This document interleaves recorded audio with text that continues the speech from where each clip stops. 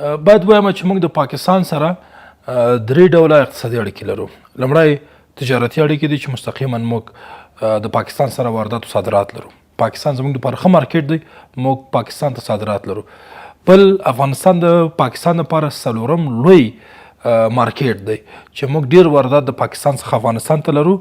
یعنی د پاکستان اقتصاد زموږ په داخلي مارکیټ پورې هم تړلی دی چې تر ډیره پورې د افغانستان څخه تمویلیږي. دویم برخه ترانزیتي موضوعات دي چې ډیره مهمه ده. موږ د پاکستان سره ترانزیتي اړیکې لرو. پاکستان زموږ د خاورې څخه استفاده کوي، منځنۍ اسیا هیوادونو ته ځان رسوي. ازبکستان، ترکمنستان، تاجکستان دغه هیوادونو ته د افغانستان په واسطه انتقالات لري. د بلې خوا نه د دغه هیوادونو څخه بیرته بیا واردات هم لري. بیا موږ هم پاکستان ته ضرورت لرو. موږ د تورخم، سپین بولدک، غلام خان بنادرو په واسطه پاکستان خاورې ته داخلیږو او بیا د کراچۍ، ګوادر، واګې بندر، قاسم خان بنادرو په واسطه نور هیوادونو سره وصلیږو. نو موږ هم پاکستان ستراتیژیک موقعیت ته ضرورت لرو چې خپل توکي ترانزیت کړو، هم واردات وکړو هم صادرات وکړو. بله برخه ګډه پانګونه ده. موږ او پاکستان دواړه د لویو پروژو برخه یو. مثلا ټاپي پروژه ده، کاسازر پروژه ده، د کرک لویه پروژه ده، د ورخمو لارې دي. دا پروژې موږ په ګډه دوی سره تطبیقوو.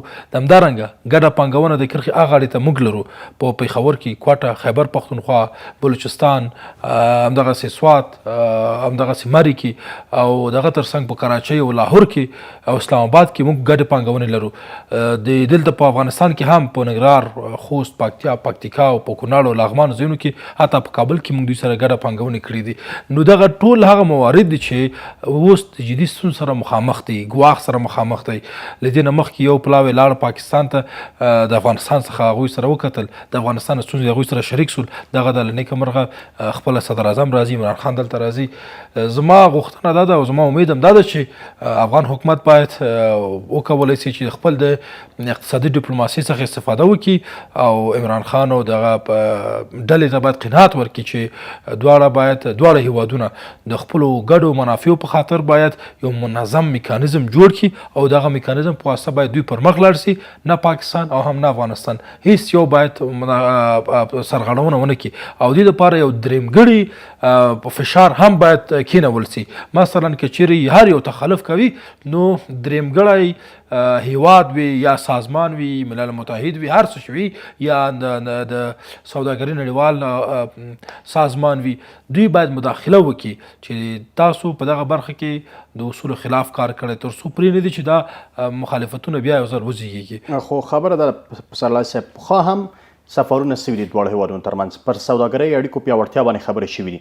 کله چې سیاست د دواړو هیوادونو ترمنځ یو ډول کېږي، سیوري مستقیم پر سوداګرۍ باندې غورځي، ژمنې شوي دي، فکر کوي دا ځل په پاکستان باور پکار دی؟ موږ د پاکستان سره 40 کلنه جنگي دوره لرو.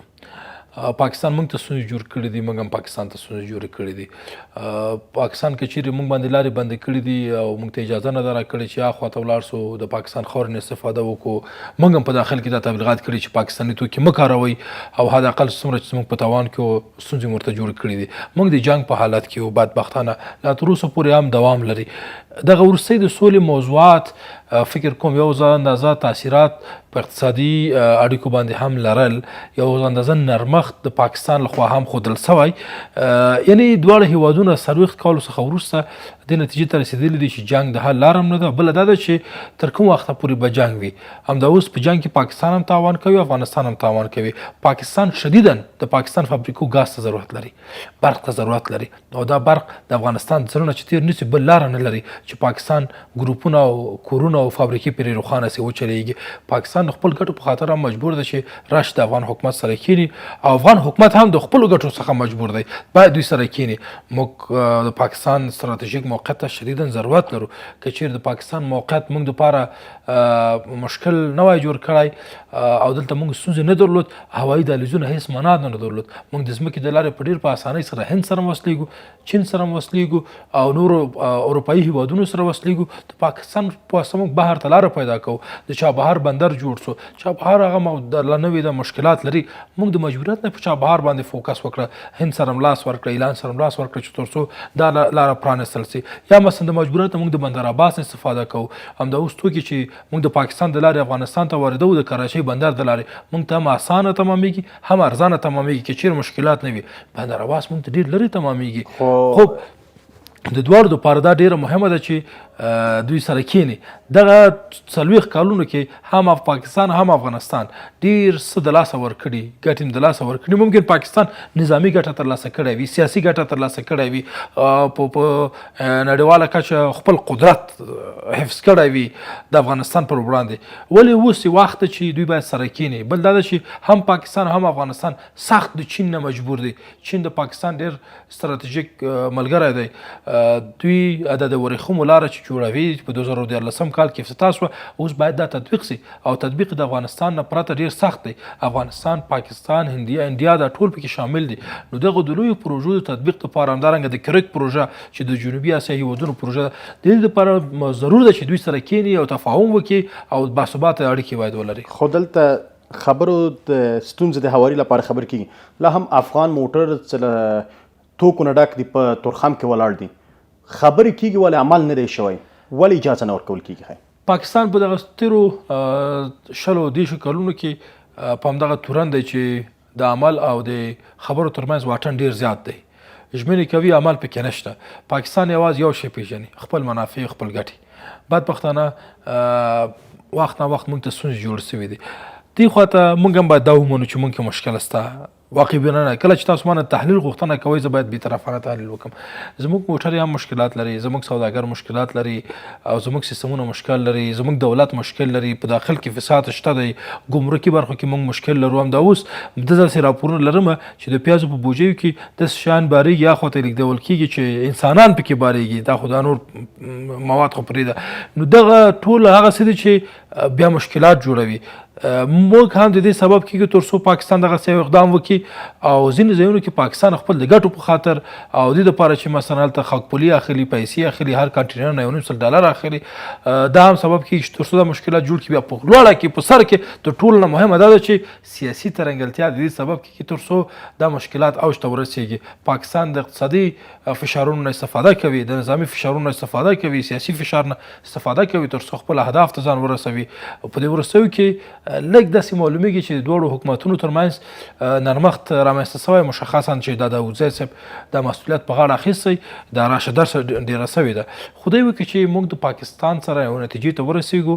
پاکستان هم یو اسلامي ملک دی، موږ هم اسلامي ملک یو، ښه ګاونډیانو سره اوسو او په ګډه سره کار وکړو. او که نتیجې ته ونه رسېږو، د پاکستان په تاوان دی، زما په تاوان دی. خو د پسرلی صاحب، پاکستان هغه هیواد دی چې موږ له نړیوالو بازارونو سره وصلوي. افغانستان کې اوس مهال د موسم د میوې دی، که چیرې دغه لاره خلاصه نشي دلته میوې خرابېږي. فکر کوئ افغان حکومت له اقتصادي سیاست څخه ګټه پورته کړي او پاکستان سره دغه ستونزه حل کړي؟ همدا یې وخت دی. عمران خان راځي، خپل سره کرښه حکومت باید ورته وړاندې کړي. د ټولو ما چې تاسو ته ویل چې طرفین سره کینی او درېمګړي فشار هم راکېږي، همدغه دپاره چې دواړه سره دغه اګریمنټ چې سره کوي دا طرفه اګریمنټ وي، درې اړخیز اګریمنټ باید سي چې پاکستان مجبور سي تر څو دغه بل ابرقدرت هیواد، ممکن امریکا وي یا ممکن بل یو هیواد چې شریک د دواړو هیوادونو وي، چې دې نه باید وډار سي او دا مشکلات جوړ نه کړي. دغلته یو درېمګړي قوې ته ضرورت دی، که نه بیا لکه که دوه اړخیز واوسي، زه ډېر امیدوار نه یم چې دا اړیکې به ډېر دوام پیدا کړي. دوه اړخیز موږ ابتا پروژه څه درلود، اګریمنټ درلود، سبتا ناستې موږ د پاکستان سره درلود، ولې هېڅ نتیجه نه ده ورکړې. پاکستان هم هغه نه مني، افغان حکومت هم نه مني. اوس مهال کې په ابتا باندې هم دغه پلاوی خبرې کوي. ابتا باندې باید خبرې وشي. د ابتا موضوع لږ څه جنجالي ده، ځکه زموږ غوښتنه دا ده چې هندوستان هم پکې داخل سي او د پاکستان غوښتنه دا ده چې تاجکستان هم پکې داخل سي. موږ په دې کې مشکل نه لرو، ولې پاکستان مشکل لري، وایي موږ نه غواړو چې هندوستان داخل سي. موږ دپاره ځکه چې موږ خپل توکي هندوستان ته صادرو د واګي بندر د لارې، موږ ته ډېر ارزانه تمامېږي، او همدغسې پاکستان ته هم ډېر ارزانه تمامېږي چې تاجکستان پکې داخل سي که چیرې تاجکستان راشي او هند رانه شي موږ د پاره ډېر ګټور نه تمامېږي دا د پاکستان په ګټه ده نو پاکستان چې خپل ګټه په نظر کې نیسي زما ګټه دې په نظر کې ونیسي پرېږدي چې زه هندوستان سره وصل سم او هند هم پکې داخل سي دغه 15 کاله چې د دومره وخت 15 کال هم ډېر سو 2010 په 2010 کال کې دا 15 کاله شو تقریبا چې 2015 کال کې دې وخت پوره سو تر اوسه پورې دوی نتیجې ته نه دي رسېدلي چې هندوستان او تاجکستان په دغه اګریمنټ کې یو ځای سي او دا سرور اړخیزه سي او د پاکستان او هند او افغانستان او تاجکستان ترمنځ اړیکې باثباته سي دلته یو جدي ستونزه چې لري هغه پاکستان جوړ کړی چې هند نه مني تاسو چې پانګونه مو کړې یعنی سوداګرۍ ته موخه کړې د یو سوداګر په توګه باندې فکر کوئ دغه پلاوی دغه ستونزه حل کړی سي او د افغانستان توکي په روان ژمي کې هغه چې ډیری میوه د پاکستان ته ولاړ شي زه فکر کوم چې دې نه ډېر لوړپوړی مقام نور نشته چې د پاکستان نه افغانستان ته راشي او د دې راتګ هم په دې معنی چې د یو ارادې سره راځي یعنی تر ټولو لوړ مرتبه د پاکستان دغه صدر اعظم دی او دغه خلک د نظامیان دي چې دوی راځي نو دومره په لوړه کچه چې راځي او بیا هم نتیجه نه ورکوي نو په دې معنی چې بیا د هر څه دروغ دي او دوی هم په نړیواله کچه خپل پرستیج لري عزت او حیثیت به لري چې حد اقل ته یو هیواد ته ځي او هلته هغوی سره ډیل کوي هغوی سره خبرې کوي هغوی سره ژمنې کوي او که بیا نه درېږي بیا هم پاکستان ته هم په نیشنل لیول او هم په انټرنیشنل لیول باندې دغه حیثیت ته ډېر زیات صدمه واردېږي خو بیا هم زه 100% د پاکستان په موضوع کې مطمئن نه یم ځکه دلته اراده د دواړو هیوادونو شامله ده هم افغان حکومت او هم د هندوستان د پاکستان دواړه سره که چیرې تفاهم وکړي او ښه ډیپلوماتیک اړیکې پیل کړي نتیجه ورکوي او که یو جوړ کړي بل خراب کړي بیا نتیجه نه ورکوي پسرلی صاحب ډېره زیات مننه چې وخت مو راکړ کور مودان